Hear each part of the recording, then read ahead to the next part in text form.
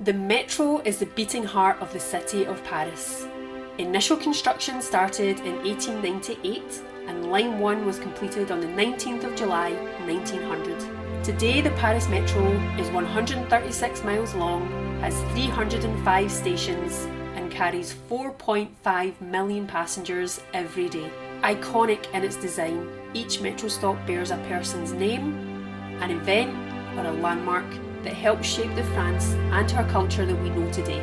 In this podcast, we will take the metro to the Franco-Prussian War, the Revolution, past the French resistance of the 40s, through the victories of Napoleon, and stopping by great intellects, innovators and artists to discover how France and Paris were made and the people that made her. So let's go on a trip through French history, one station at a time. Welcome to Metro Stop Podcast. 1940 France. A young man distributing anti-war propaganda in Nazi-occupied Paris is arrested. A member of the Communist Party, the party that offered itself to lead the French resistance and rallied for support from the French against their German occupiers and the internal French Nazi forces within the Vichy regime, Guy Moquet was 17 years old at the time of his arrest. Welcome to Metro Stop. I'm your host, Kelly Blair. Guy Moquet Station is located in the northwest end of Line 13, just on the border of the 17th and 18th arrondissement. The station was named after Moquet in 1946. Many other places in France are named after him, and there is, among other things, a high school named after him in Chateaubriand. This is his story. Born on the 26th of April 1924 to Prosper and Juliette Moquet in the 18th arrondissement of Paris, Guy was 16 years old when the Germans invaded and occupied Paris in 1940. Guy Moquet came from a militant family. His father, Prosper Moquet, was a railway unionist and a militant. His uncle and aunt, Honoré and Rosalie Moquet, they were also Parisian militants and would be well known in the communist underground from about 1940 onwards. His mother, Juliette, was also a communist sympathiser. Guy grew up in the northern Clignancourt district of Paris. He was a normal French kid, going to events and festivals in the city with his family, spending his summers in Normandy at his grandmother's house, him and his younger brother Serge. At school, he was quick-witted and influenced by his family. He voiced his political views and he was expelled from high school. But he did eventually get his leaving certificate from a community school. Overall, he was a good pupil. He liked to write poems. He was creative. He excelled at sports. He played the harmonica and he knew how to charm the girls. He was already at that stage active in the Young Communists. Around this same time, in 1936, the Popular Front Party was growing in popularity and, triumphing in the elections, his father was made a Communist Member of Parliament. The growing popularity of communism was a reaction to the economic hardships seen in the 1920s and the early 30s caused by the Depression. Communism seemed to offer economic equality and social justice, advocating for labour reform and better workers' rights. There was also the growing threat of fascism in Europe, in Germany, Italy and Spain, and communism was an appealing counterforce. However, not everyone in France agreed.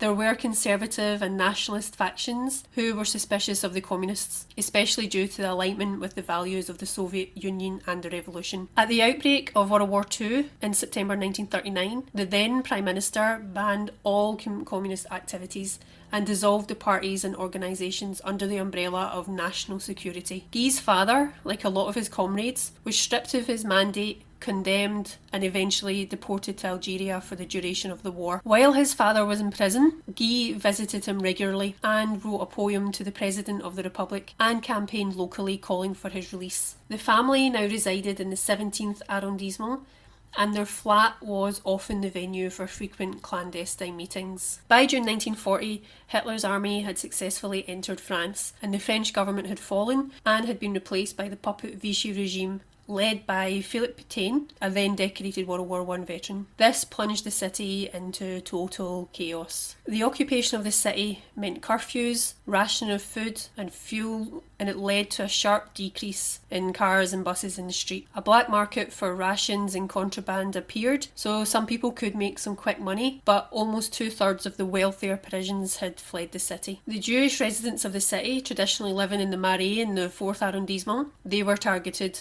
rounded up and persecuted, as they had been in Germany and Poland. Many people obviously opposed the Nazi occupation, but at this stage they could only criticise behind closed doors and distribute secret publications and clandestine communication. In 1940, Charles de Gaulle, then a general, broadcast a speech, the famous Appeal of June 18th, on the BBC from London, encouraging the French to resist their Nazi occupiers. He had fled from Paris and set up a government in exile and was assembling the Free French Front. More on them later. I found a few different versions of this speech, but de Gaulle assured the listeners that the war was not over, and while the Allies continued to fight, the Vichy regime had no right to surrender to the enemy. So, with this speech in his ears and galvanised by the words of de Gaulle, the way to fight the enemy was clearly from within. So Guy continued to act against the state. He was made the leader of a group of young communists, and when he was arrested while posting anti-German propaganda at the Gare de l'Est, posters, writing slogans in chalk, he refused to talk or give names. When a search of his home turned up nothing, he was severely beaten by the police. He was tried on the 23rd of January 1941 after 100 days in the Santé prison, and finally he was acquitted by the court for lack of evidence. However, he was not released after he openly identified as a communist. He was held as a political detainee or hostage. He was kept at the police headquarters and then again at the La Santé, where he spent several days in solitary confinement for having demonstrated with other prisoners for the right to receive food parcels. After a few weeks, on the 27th of February, he was transferred by train to the Clairvaux prison in the Aube region. Here he was reunited with several important Communist Party leaders that he had known through his father, including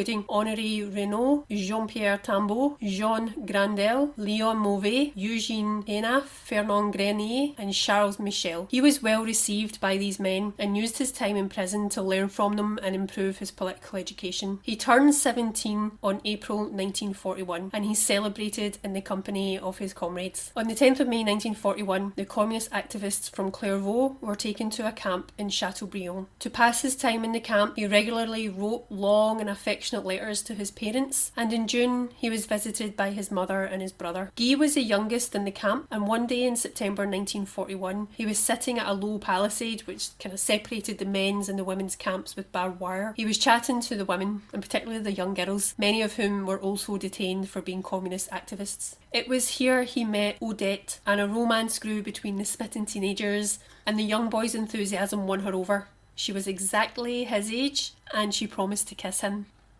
Back on the outside, the resistance to the occupation had escalated because in June 1941, the communist resistance began armed attacks on their occupiers. On the 20th of October 1941, further west in Nantes, a commanding German officer called Karl Holz was killed by 2 communist assassins, the first German soldier killed by the resistance. This one seemingly random killing set off a tragic chain of events. The Nazis were out for revenge. Hitler decreed that 50 hostages would be executed immediately and another 50 in 2 days if the killers were not caught. The Vichy regime gave the Nazis a list of 50 prisoners in order to avoid letting 50, quote, good French people get shot and to rid France of communists. And Guy Moquet was the youngest on that list. There was surprise among the condemned. He was too young. His life should be spared, but Guy stepped up to his fate with courage. On the eve of his death, he was given some time to write to his loved ones, and Guy managed to slip a note to his, quote, little fiancée Odette, a letter that, in her grief, she kept secret until her old age. He also wrote this letter to his family. My darling mummy, my adored brother, my much-loved daddy, I am going to die. What I ask of you, especially you mummy, is to be brave. I am, and I want to be, as brave as all those who have gone before me. Of course, I would have preferred to live, but what I wish with all my heart is that my death serves a purpose. I didn't have time to embrace Jean. I embraced my 2 brothers, Roger and Reno. As for my real brother, I cannot embrace him, alas. I hope all my clothes will be sent back to you. They might be of use to Serge. I trust he will be proud to wear them one day. To you, my daddy, to whom I have given many worries, as well as to my mummy, I say goodbye for the last time. Know that I did my best to follow the path that you laid out for me. A last adieu to all my friends, to my brother whom I love very much. May he study hard to become a man later on. 17.5 years my life has been short. I have no regrets, if only that of leaving you all. Mummy, what I ask you, what I want you to promise me, is to be brave and overcome your sorrow. I cannot put any more. I am leaving you all. Mummy, Serge, Daddy, I embrace you all with my child's heart. Be brave. Your Guy, who loves you. Guy was executed in Chateaubriand by firing squad on the 22nd of October 1941, aged just 17. The killers of Karl Holz were not apprehended, and 98 people in total were executed. Serge Moquet, tragically, also died of illness before the end of the war. Some say it was the trauma and heartbreak of losing his brother. During one of the darkest eras of European history, here we have a young man raised with the ideology as his father, fighting for the freedom of his country, doing his part for the France he loved. He died singing the Marseillaise with his comrades. The impact of Guy's terrible fate cannot be overstated. Jacques Duclos, a prominent figure of the French Communist Party, or the PCF, tasked a lawyer, Joe Norman, with a clandestine mission. Norman was to gather testimonies from Chateaubriand, where young resistant fighters had been executed. These testimonies were to be transformed into a powerful tribute. Norman found the poet Louis Aragon in Nice, who quickly penned Le Témoin des Martyrs. This text circulated secretly throughout France. During the war, Guy Moquet, a young communist, became a symbol of patriotic heroism, akin to historical figures like Joan of Arc. In 1941, a group of Francs-Tireurs et Partisans, FTP, fighters adopted his name, and soon several victims of executions were honoured under his banner. There was a demonstration on the first anniversary of his execution. Louis Aragon's other poem, La Rose et le Récida, written in 1943, was dedicated to 4 martyrs of the resistance, including Moquet. The poet René Guy Cadeau also commemorated the Chateaubriand shootings in his work. At the liberation, Guy's name was mentioned alongside other communist resistance heroes like Colonel Fabien and Daniel Casanova. A communist cell in Paris and a youth choir adopted his name, and commemorations were held regularly at his former home and the Chateaubriand quarry, where a monument stands in the memory of those executed. Soon, 50 towns across France followed suit, naming streets and schools and public places in his honour. The turn of the millennium saw a renewed interest in Guy's story. Historians published Le Sang des Communistes in 2004, which questioned the communist resistance narrative before the USSR's invasion in 1941. They argued that the communists popularised Moquet's memory to obscure their early compromises with Nazi Germany. In 2007, then French President Nicolas Sarkozy proposed to have the letter written by Guy to his family to be mandatory reading in French schools. This was met with fierce criticism by some who believed that right-wing Sarkozy was cynically using Guy's story to further his political agenda, which was directly in contradiction to Guy's communist ideology. A postage stamp bearing Moquet's effigy was issued. 2 fiction films inspired by his story were produced for television. Historians continued biographical studies, and Odette Neal, his young romantic interest in the camp, she finally published her personal account. Guy Moquet was posthumously recognised and decorated as a resistance fighter, with honours including the Resistance Medal and the Croix de Guerre in 1944.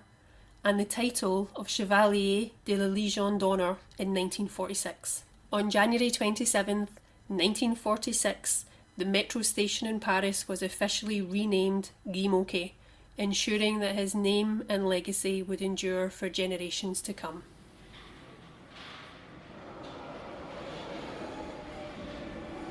In 1940, the grip the Nazis had on Paris was tightening. Any small infraction or show of protest against the occupiers was harshly punished. On the 10th of November, a day before Armistice Day, a scuffle breaks out in the street and a German soldier is knocked to the ground. This skirmish, as innocent as it seems, will have devastating consequences. That's next time on Metro Stop. My main sources for this season are the RATP and the website lemetron.fr. Other sources are listed on show notes. Music by Martin Shelkins, and you can contact me at metrostoppodcast@gmail.com.